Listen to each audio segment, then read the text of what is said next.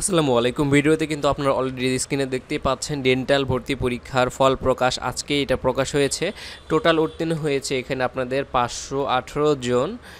তো বিস্তারিত কী আছে ডিটেলস, রেজাল্ট কীভাবে দেখবেন আমি জানাবো। তার আগে অনুরোধ থাকবে আপনার কেউ আমার ইউটিউব চ্যানেলে নতুন হলে শিক্ষা সংক্রান্ত যাবতীয় আপডেট ভিডিও পেতে আমার ইউটিউব চ্যানেলটি এখনই সাবস্ক্রাইব করে বেল বাটনটি অল করে দিবেন। তো চলুন বেশি কথা না বলে মূল আলোচনায় ফিরে যাই।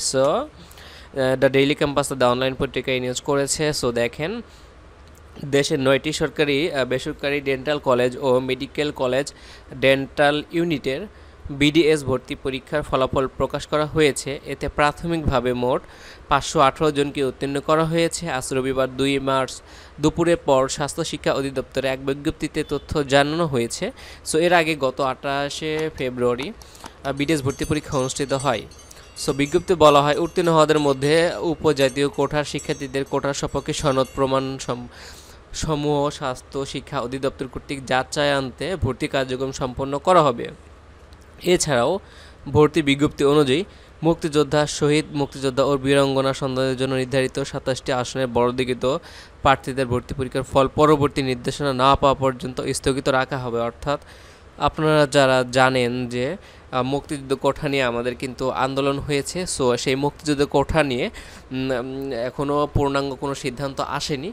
এই জন্য মুক্তিযোদ্ধা ও বীরাঙ্গনা সন্তানদের ইত্যাদি বিষয়ে 27টি আসনে বরাদ্দকৃত প্রার্থীদের ভর্তি পরীক্ষার ফল পরবর্তী নির্দেশনা না পাওয়া পর্যন্ত স্থগিত রাখা হবে। হ্যাঁ, তো ভর্তি পরীক্ষার ফল আপনারা যারা পেয়েছেন অলরেডি, যদি পুনর্নিরীক্ষণ করতে চান তাহলে আগামী 6 থেকে 9 মার্চের মধ্যে 1000 টাকা টেলিটকে SMS-এর মাধ্যমে জমা দিয়ে পরীক্ষার ফল পুনর্নিরীক্ষার জন্য আবেদন করা যাবে। পুনর্নিরীক্ষার ফল আবেদনকারীকে যথাসময়ে জানানো হবে। এ ব্যাপারে স্বাস্থ্য শিক্ষা অধিদপ্তরের ভর্তি পরীক্ষার কমিটির সিদ্ধান্তই চূড়ান্ত বলে বিবেচিত হবে। ঠিক আছে, আর ফল কিভাবে পুনর্নিরীক্ষণ করবেন সেটা এখানে বলছে। টেলিটক সিমের মাধ্যমে অবশ্যই এটা করতে হবে। টেলিটক যে কোনো প্রিপেইড মোবাইল সিম থেকে SMS করতে হবে। তো প্রথমে SMS আগে মোবাইলে 1000 টাকা আপনারা উঠাই নেবেন। দেন প্রথমে SMS লিখবেন DGME স্পেস আপনার RSC স্পেস রোল নাম্বার লিখে পাঠিয়ে দিতে হবে 16222 নাম্বারে। যেমন DGME স্পেস RSC স্পেস, যেমন এটা হচ্ছে তার রোল নাম্বার। ঠিক আছে, সো ফিরতি মেসেজে একটা পিন দিবে আপনাকে দিতে SMS-এ।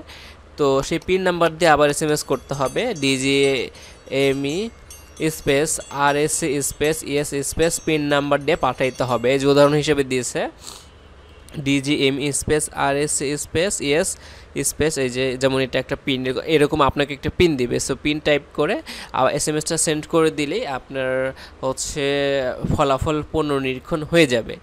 সো নির্দিষ্ট সময়ের মধ্যে আপনাকে এই ফলাফল পুনর্নিরীক্ষণটার ব্যাপারে তারা পরে জানিয়ে দিবে। ঠিক আছে, সো এই হচ্ছে আজকে ভিডিওর বিস্তারিত ডিটেলস। আরও শিক্ষা সংক্রান্ত যাবতীয় আপডেট ভিডিও পেতে আমার ইউটিউব চ্যানেলটি এখনই সাবস্ক্রাইব করে বেল বাটনটি অল করে রাখবেন। তো আজকের মতো এই পর্যন্তই। আসসালামু আলাইকুম।